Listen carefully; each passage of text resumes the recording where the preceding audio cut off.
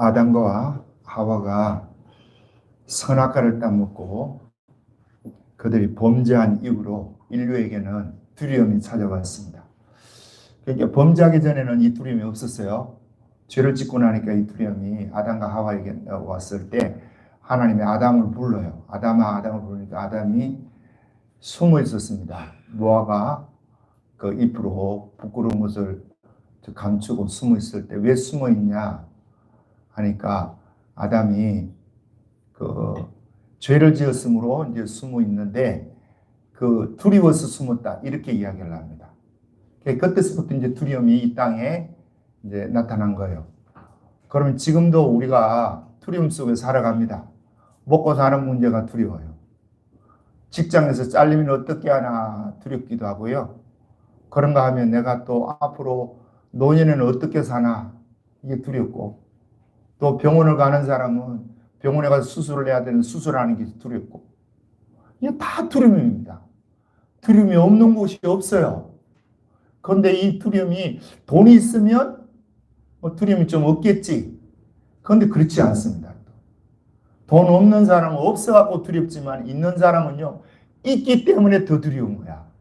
이 돈을 지켜야 되는데 누가 뺏어갈까 두렵고, 이 돈이 하루아침에 그냥 날개가 달려서 날아갈까 두렵고, 그래서 그것 때문에 있기 때문에 더 두려운 거예요. 또 권력이 있으면 좀 낫겠지. 그래서 권력이 자기의 삶의 방패막이로 삼으려고 하는데, 권력이 없으면 두렵고 있으면 또 그 권력을 잃어버릴까 더 두렵습니다.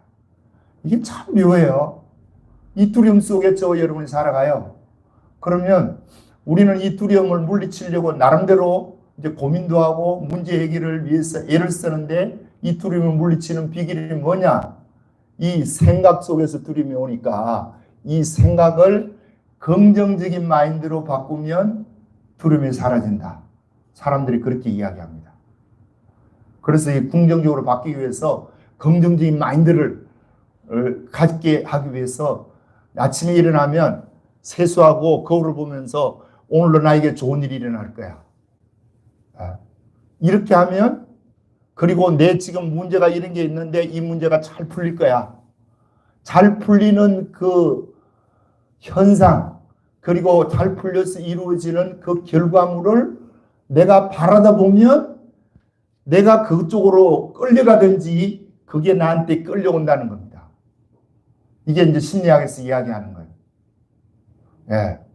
여러분 어떻게 생각하는지 몰라도 많은 사람이 그 이야기를 하는 거예요. 그러면서 내 안에, 여러분 안에 거인이 있다는 거예요. 이 거인을 깨워라. 그렇게 이야기를 다 합니다. 무엇으로? 긍정적인 마인드로. 그런데 성경은 그렇게 이야기를 안 해요. 그래서 우리가 오늘 이 본문을 통해서 여러분과 내 삶 속의 두려움을 어떻게 극복할 것인가를 오늘 성경은 구체적으로 보여주고 있습니다. 자, 오늘 본문 3절 읽어봅니다. 다 같이요. 3절 시작. 내가 너희 가운데 거할 때에 약하고 두려워하고 심히 떨었노라. 네. 내가 너희 가운데 거할 때에 약하고 두려워하고 심히 떨었다. 바울이 이렇게 이야기하는 것이 오직 여기밖에 없습니다. 네. 바울이 그렇게 두려워한 적이 별로 없어요. 그는 우리가 알다시피 예수님을 만날 때에도 빛 가운데에서 예수님의 음성이 들려요. 그 빛이 햇빛보다 더 강한 빛이라고 합니다. 나는 궁금해요. 저 햇빛이 얼마나 강해갖고 우리가 이 햇빛을 볼 수가 없는데, 그보다 더 강한 빛이 얼마나 강했으면 햇빛보다 더 강한 빛으로 표현하는지 모르겠지만, 그 빛을 보고 거기에서 나는 음성, 예수님의 음성을 듣고 주여 뉘시니까 되물을 수 있는 이 담대함이 바울에게 있었습니다. 이 배짱이 있었어요. 바울은. 그런가 하면 그 예수님 만나고 이제 소경이 됐습니다. 3일 동안 볼 수가 없었어요. 그 3일 동안 볼 수 없을 때 얼마나 그가 큰 스트레스를 받았겠어요. 여러분 오늘 예배 드리다가 오늘 하루만 이 눈이 안 보여도 난리가 부러질걸요. 예. 그런데 3일 동안 세상을 못 본 거야. 그러면 내 인생이 여기서 끝나는구나. 이게 못 보고 이거 어떻게 사냐. 그 가운데에 아나니아라는 자가 와가지고 안수할 때 눈에서 비늘 같은 것이 벗겨지고 보게 되었습니다. 자, 보고 나더니 바울이 그 즉시로 밖에 나가가지고 뭐하냐면 예수가 그리스도라고 증거합니다. 이렇게 증거하면 맞아 죽어야 되는 거예요, 이거. 예? 자기가 지금 이 다메섹, 그러니까 시리아의 수도가 다마스커스인데 그걸 성경에서 다메섹이라 그래요. 다마스커스까지 와가지고 예수 믿는 사람 잡아다가 옥외집이었는 대제사장의 구속 영장을 가지고 온 사람인데 이 자가 지가 그 예수가 메시아라고 자랑하고 있으면 같이 왔던 사람들이 뭐라 그러겠냐고. 좀 미쳐들지 보통 미친 게 아니네. 이렇게 얘기할 거 아니에요. 같이 온 사람들이. 근데도 그 일을 해요. 그 일 해봐야 욕만 죽도록 얻어먹을 수밖에 없는 상황이고 누가 예수가 메시아인 걸 믿겠냐고. 근데 이 일을 할 정도로 담대했습니다. 바울이. 그뿐 아니죠. 저 뒤에 가면 22장부터 시작해갖고 공회 앞에 서요. 예수님이 재판받았던 공회. 그 공회에 바울이 서게 되고요. 공회에서 신문을 당하고 그 다음에 벨릭스 앞에 베스도 앞에 아그리파 왕 앞에서 서는데도요. 전혀 기죽지 않아요. 바울이. 그런 사람인데 오늘 본문에서는 내가 너희 가운데 거할 때, 그러니까 너희 가운데란 말은 이 고린도 교인들 가운데 거할 때에 약하고 두려워하고 심히 떨었대. 그러니까 뭔가 원인이 있겠죠. 이유가 있겠죠. 이렇게 한 데는 그 이유를 우리가 한번 찾아봅니다. 자, 사도행전 17장에 가서 보면 이 고린도에 바로 오기 전에 바울이 아덴이라고 성경이 나오는데 아테네에서 전도를 합니다. 사도행전 17장 갖고 아테네 전도할 때 그 아테네에서 전도하는 과정을 조금만 보겠어요. 시간이 없으니까. 자, 16절에서 17장 16절 자 18절까지 읽어봅니다. 시작. 바울이 아덴에서 그들을 기다리다가 성에 우상이 가득한 것을 보고 마음에 격분하여. 잠깐요. 지금 아테네는 이 바울이 고린도에 오기 전에 그 그리스의 지금도 수도지 아테네. 그 아테네를 아데네로 나왔는데 이 아데네에 이제 그 전도를 하려고 돌아다니 봤더니 성에 우상이 가득했다는 거야. 그래서 마음에 뭐 했어요? 격분했다. 분이 일어났다는 거예요. 무슨 분이 일어났겠습니까? 어떻게 철학의 도시, 세계적인 철학의 도시, 소크라테스, 플라톤, 아리스토텔레스가 있는 이 배출한 이 도시가 어떻게 우상이 이렇게 있을 수 있냐 이거죠. 그래서 마음에 격분하여. 자, 17절 시작.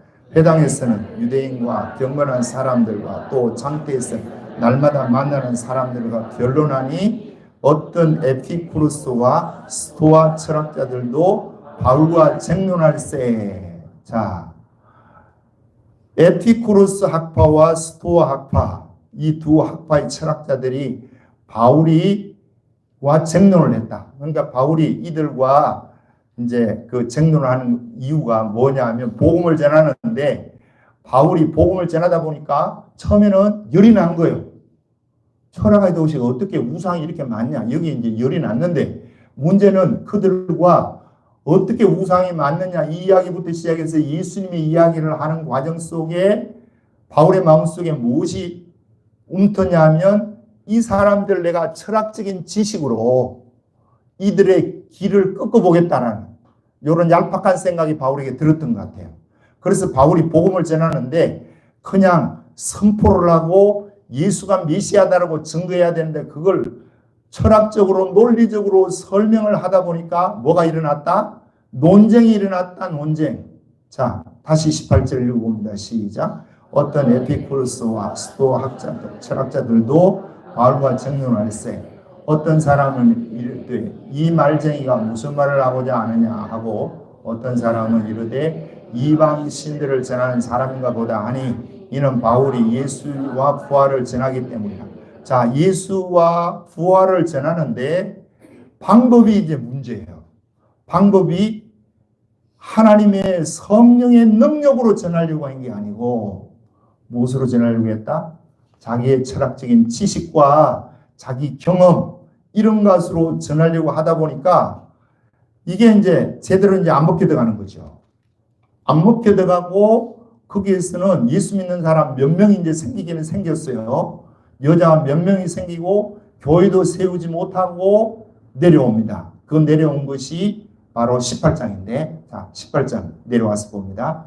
18장 1절부터 좀 읽어봐요. 시작. 그 후에 바울이 아덴을 떠나 고린도에 이르러 아굴라라 하는 본도에서 난 유대인 한 명을 만나니 글라우디오가 모든 유대인을 명하여, 자, 이 글라우디오는 로마 황제입니다. 로마 황제가 모든 유대인을 명하여 로마에서 떠나라. 자, 호적하라 이제 떠나라고 한 거예요. 고향으로. 항고로 그가 그 안에 브리스길라와 함께 이탈리아로부터 새로 온지라. 어디로 간 거예요? 이탈리아에서 지금 고린도로 온 거죠. 온지라 바울이 그들에게 강해. 자, 3절 시작. 생업이 같으므로 함께 살며 일을 하니 그 생업은 천막을 만드는 것이더라. 바울이 지금 이 생업이었던 자기 천막 만드는 일, 이걸 했다는 것이 여기에 유일하게 기록되어 있습니다. 뭘 의미하느냐 하면 바울이 다른 사람에게 성경을 받아가고 한 게 아니고 자기가 자기의 모든 것들을 벌어먹고 살면서 지금 이 전도를 했거든요. 그런데 이 일을 하는 거야.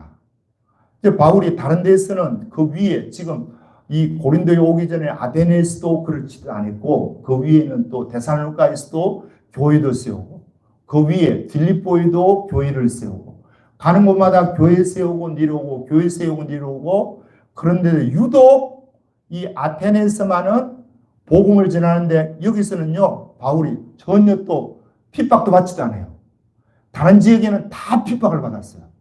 그리고 몇 주 지나다가 핍박하면 쫓겨나서 또 다른 데로 가고 거기서 복음을 전하고 또 교회 세우고 다른 데 가고 이렇게 했는데 아테네스는 핍박도 없는데 교회도 못 세우고 고린도로 내려오니까 바울의 이제 마음속에 아 내가 이 고린도에서 이거 잘못했네. 철학적인 방법 가지고 내가 이 사람들을 설득하려고 하다 보니까 교회도 못 세우고 사람 수도 믿는 사람도 없고 그러다 보니까 핍박도 없는 거예요. 여러분 성령이 역사하는 곳에 핍박이 있습니다. 믿습니까? 예. 성령이 역사하지 않는 곳에 핍박도 없어. 뭘 핍박이 있어. 예.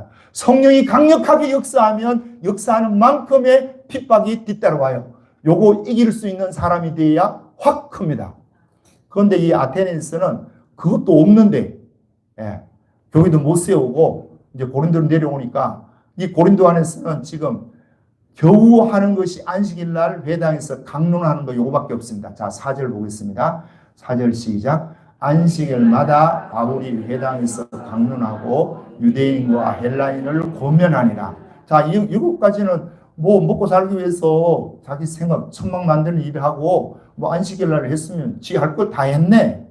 그런데 그게 아니에요. 왜냐하면 5절 읽어봅니다. 시작. 실라와 디모데가 마게도냐로부터 내려온 이 마게도냐는 이 고린도 아테네 그 북쪽을 말합니다.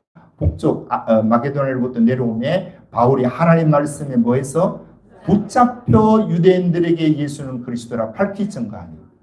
그러면 실라와 디모데가 내려오기 전에는 바울이 하나님 말씀에 사로잡히지 못해가지고 유대인들에게 예수가 그리스도라고 담대하게 증거를 했다는 겁니까? 못했다는 겁니까? 못했다는 거예요. 왜요? 두렵고 떨려서. 아까 고린도전서 2장에 나오듯이 내가 약하고 두려워하고 심히 떨었대. 그러면 바울이 뭐 심히 떨 일이 있냐? 그렇게 담대한 사람이었는데 복음에 실패라 보기는 좀 그하지만 자기가 볼 때는 실패예요. 다른 사람이 볼 때는 실패가 아니야. 그런데 본인이 볼 때는 다른 데 교회에서 여기는 교회도 못 세우고 내려온 것에 대한 이 실패의 징크스가 남아있으니까 자신감이 없는 겁니다. 어디에서는? 고린도 교회에서는 자신감이 없어. 그래서 겨우 복음만 안식일 날 전하고 하는데 여기서 예를 들어서 복음 전하는데 또 문제가 없었는 것 같으면 뭐 심히 떨릴 필요가 없지. 그냥 조금 자신감이 없어졌네. 뭐 이렇게 하고 말 텐데 심히 떨었다는 이야기는 뭘 의미하겠습니까? 거기에 뭔가 또 데미지 입을 만한 일이 일어났다는 것을 우리에게 암시하는 거죠. 그게 바울의 평생의 육체에 가시했던 이 간질이 도졌다. 저는 그렇게 봐요. 고린도 교인들에게 내려와가지고 자신감은 없고 저기서 뭐 실패했지 그러니까 그냥 전하기는 전하는데 이 자신감이 없어서 그런지는 모르지만 고린도 교인들에게 자기의 치부를 드러낸 거예요. 간질이 도졌어. 그래가지고 입에 거품이 흘리고 손발이 뒤틀리지고 눈이 뒤집혀지고 얼굴에는 힘줄과 핏줄이 다 써서 뿌득뿌득뿌득뿌득 하면 죽어가네. 그러니까 고린도 교인들이 볼 때 이게 뭐야 이게? 이렇게 되니까 두려운 거예요. 자, 따라합니다.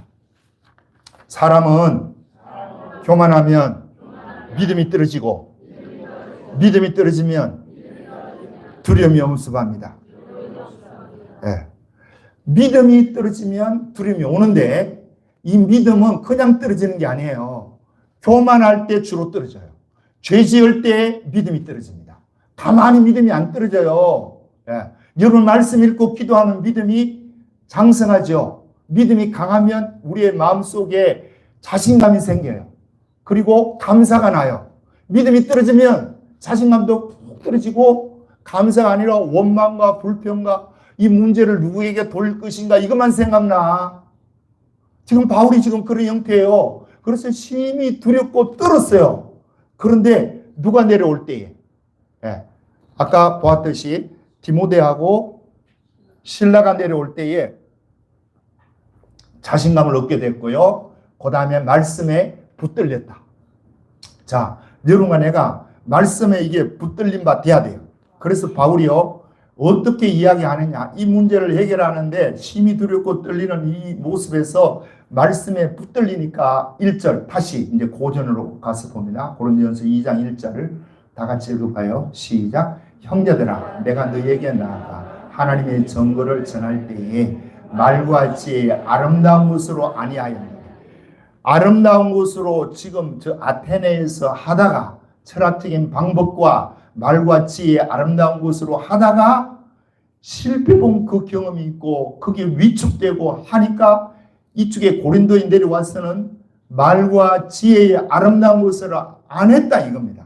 그 다음에 2절 시작. 내가 너희 중에서 예수 그리스도와 그가 십자가에 못 박히신 것 외에는 아무것도 알지 아니하고 작정하였습니다. 이 아무것도 아니하고 작정했단 말은 내가 오직 십자가만 전하고 십자가만 이야기하리라 그 이야기예요. 예.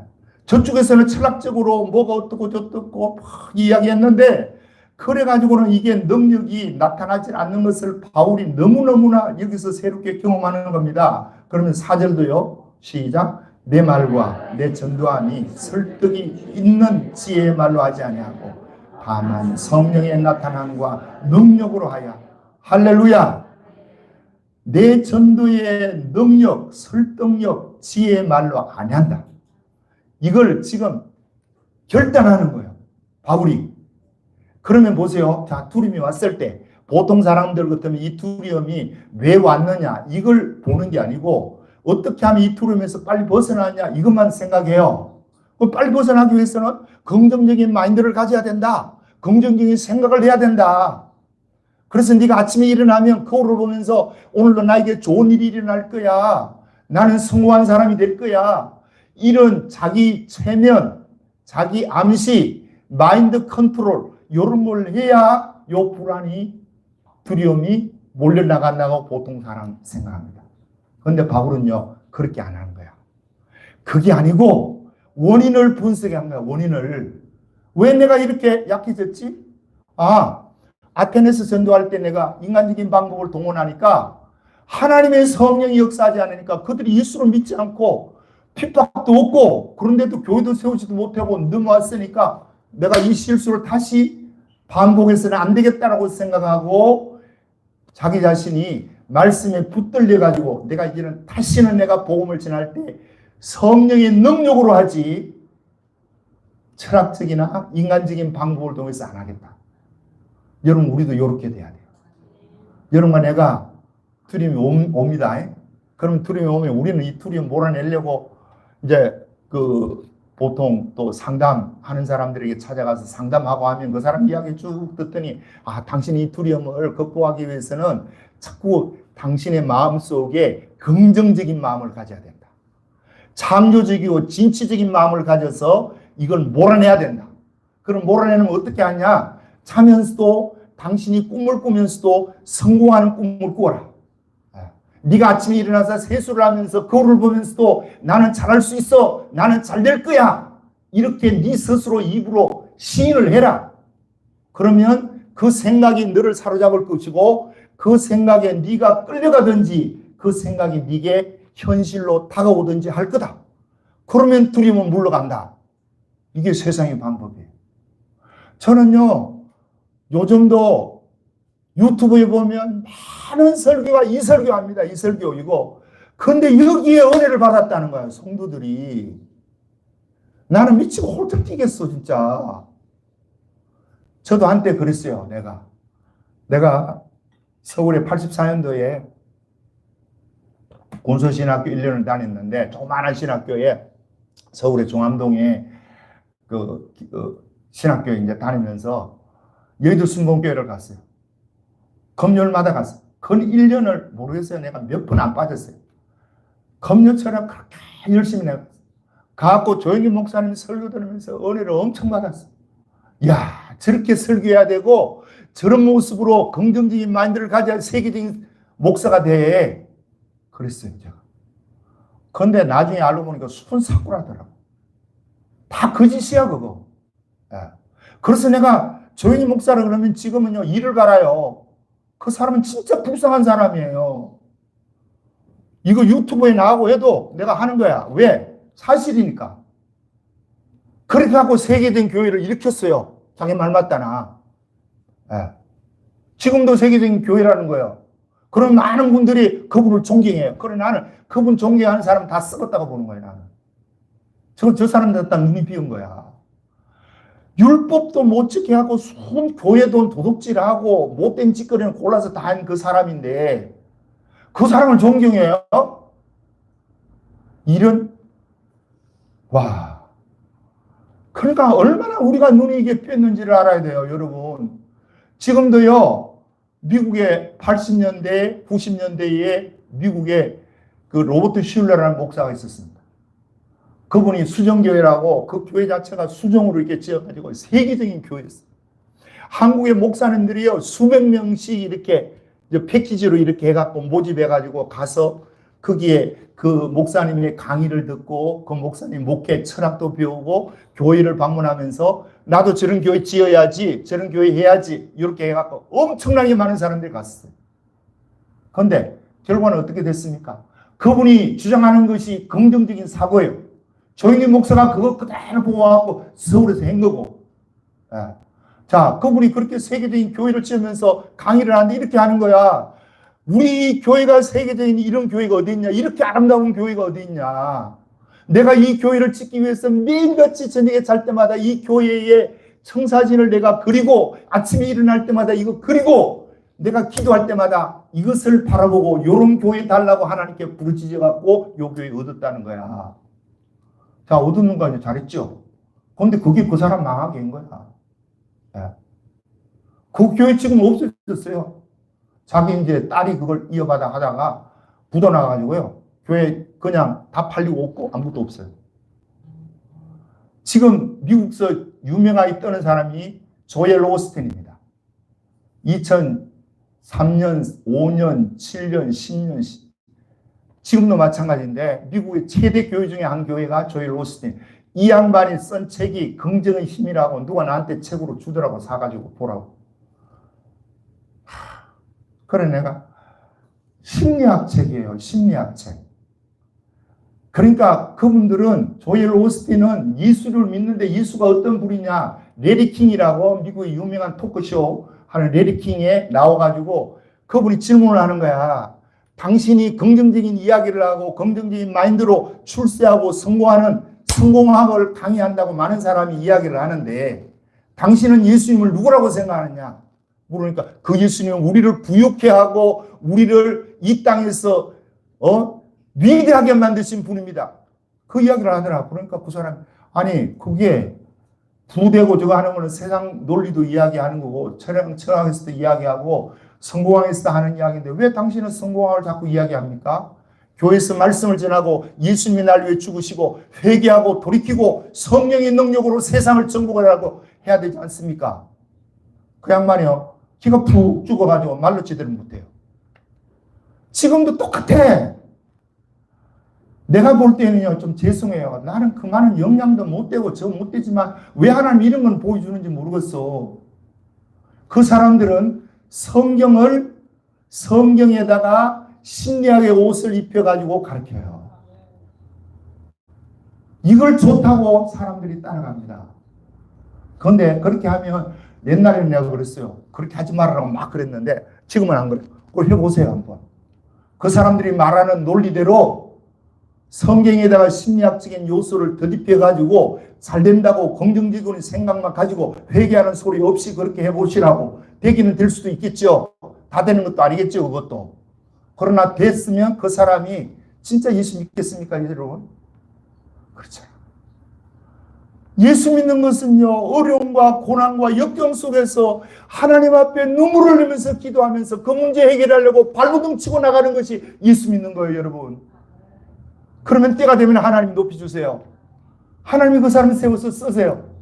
그때까지는 고난의 역경의 이 밑바닥 과정을 겪는다니까요. 근데 그런 이야기를 안 해. 그러니까 듣기는 좋죠. 여러분이 듣기는 그럴싸하죠. 그런데 다 망해요, 뒤에 가면. 조영희 목사님 망한 거 보세요. 그 자식들 망한 거 보세요. 그 부인 보세요. 그런데도 그걸 추구하고 나갈래요? 따라갈래요, 그거? 손 저주받은 모습인데. 제가 여름에, 아니 5월 달에 전라도 광주로 갔어요. 내 친구가 있어서. 이틀 동안 내가 새벽기도 안 하고 거기 갔었는데 오라고 갔더니 그 교회 이틀 새벽기도를 하는데 시골 교회지만 교인들이 새벽기도를 많이 나와요. 이 목사님이 아주 신실해요. 그리고 그 교회를 잘 지었어요. 거기 이제 그 게스트룸을 하나 그 3층 방이 있어서 거기서 내가 지내고 새벽 기도를 이렇게 나가서 이제 기도를 하고 있는데 이틀이 지났어요. 내가 이제 돌아올 때가 됐는데 아침을 먹으면서 그 친구가 그러는 거예요. 야, 자네 그 뒤에 있는 그 청년을 봤나 그러더라고. 그리고 그 뒤에 청년이 있더라고. 내가 보니까 그 청년이 열심히 기도를 해. 늦게까지. 그래서 야, 이 촌에 저 청년이 키도 크고 인물도 잘생기고 야, 기도를 어떻게 그렇게 열심히 하고 그렇게 신앙생활 잘해나 그러니까 아, 그 사람이 목사라는 거예요. 6월달에 개척을 하는데 광주서 하는데 그분의 아버지가 이제 이 교회에 나오는 거야. 아버지가 장로님이에요. 그분의 그 아버지가 농협중앙회에 6년 전인가 그때 농협중앙회 회장을 했어, 전국에. 그럼 농협중앙회 그 회장은요, 국경되기보다 더 힘들어요. 그 이제 회장을 하고 이러니까 그 교회에 이제 많은 도움도 줬어, 건축하는데, 그 장로님이. 그런데 그 장로님의 아들이라는 거야, 걔가. 근데 얘가 이제 묘하다는 거예요. 개척을 하는데 그 아버지가 어머니가 그 집은 이제 잘 살아요. 잘 사니까 이제 뭐 좋은 것도 이제 자식에게 이제 아들 하나 있고 딸 하나 있다 하는데 그 아들에게 이제 좋은 것을 주고 이렇게 하는데 그 아들이 놓은 이제 손자가 4명이야. 많이도 낳았어. 4명을 낳아가지고 키우는데 좋은 걸 주고 좋은 걸 하면 이 아들이 받고 감사하면 되잖아. 근데 안 봐달라고 그러는데. 가져오면 안 봐달라고 그러는 거니까 아버지는, 어머니는 이 자식을 어떻게든지 저거 하려고 목사지만 뼈저저야 사는 게 저거 하니까 갖다 주고 갖다 주는데 그거 다 모아가지고 또 도로 갖다 준대. 그러니까 하루는 그 아버지가 이제 혼을 냈다는 거야. 이놈의 자식은 말이야. 다른 자식은 안 주어가지고 안 준다고 하는데 너는 주도 이렇게 하냐 하면서 막 그 아버지가 혼냈대. 그래 혼내고 요번에 또 이제 개척을 하는데 그 아들이 그런다는 거야. 아버지, 내 개척하는데 아버지 오시면 안 됩니다. 그리고 나 도와줄 생각도 하지 말고요. 나는 내대로 이렇습니다. 자, 그러면 그 아들이 그만한 배짱, 그만한 용기, 그 담대함이 어디서 나왔겠습니까, 여러분? 한 사람이라도 도와줘야 되는 거 아니에요? 예? 그런데요, 와서 도와주려고 그래도 오지 말아라 그러는 거야. 자기 동생도 못 오게 하고 광주 사는데, 지 아버지도 못 오게 하고, 그 도와줄 생각도 하지 말고. 이 담대함이 어디서 나오냐고요? 주님이 주신다고 나는 믿습니다. 이게 진짜 신앙인의 모습이에요, 여러분. 내가 그 하도 그래서 오면서 내 친구한테, 야, 그 젊은 애 친구 전화번호 좀 주라니까. 안 주더라고. 그럼 너 왜 안 주냐? 야, 주면 걔가 저거 개인정보잖아. 개인정보 좋아하고 있네. 야, 괜찮아. 줘. 내가 그 친구 하도 기특해서 내가 한마디 하고 싶다, 내가. 그래가지고 사정사정한테 전화번호를 받아가지고 내가 전화를 해봤어요. 했더니 개척했다 그러더라고.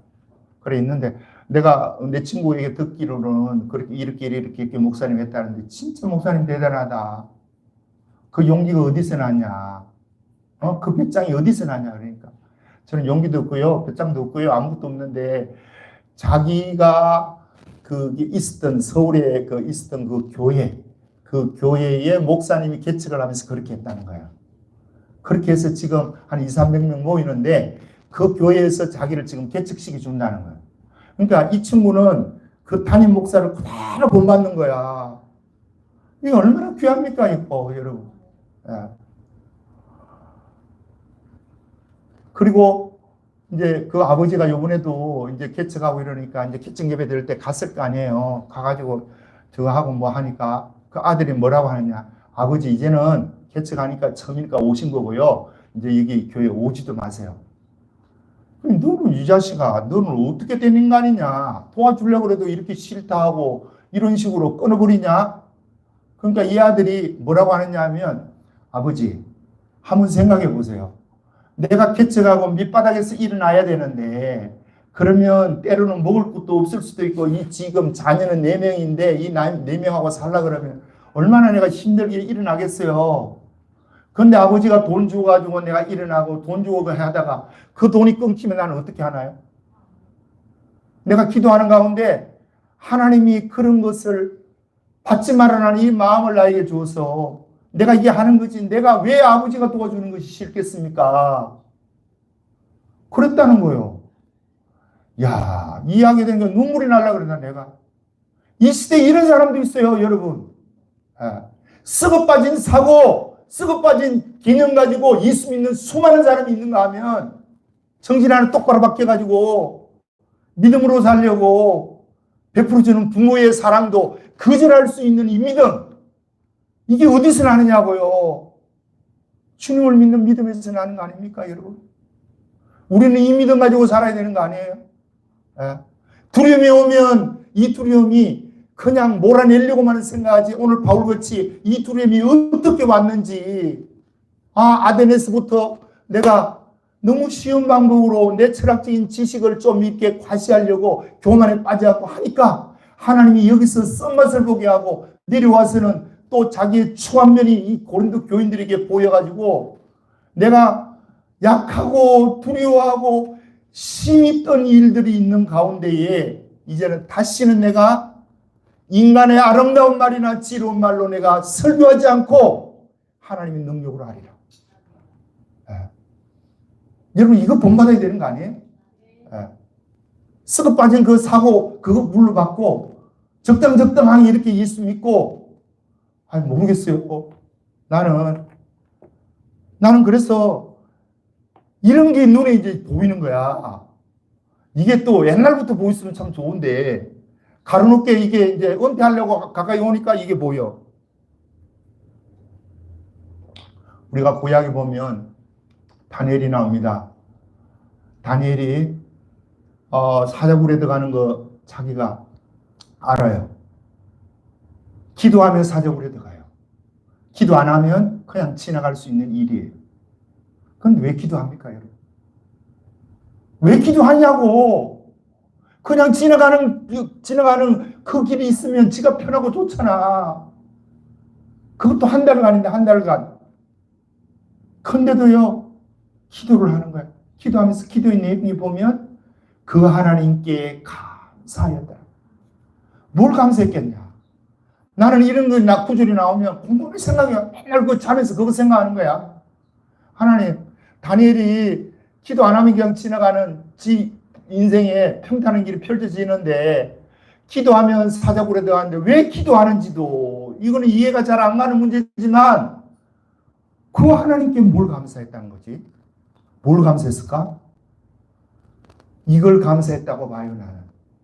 사자굴에 들어가는 거 많이 알지만 그럼에도 불구하고 기도할 수 있는 이 믿음을 주신 그 주님, 기도할 수 있는 이 담대함을 주신 그 주님, 이 주님이 감사한 거야.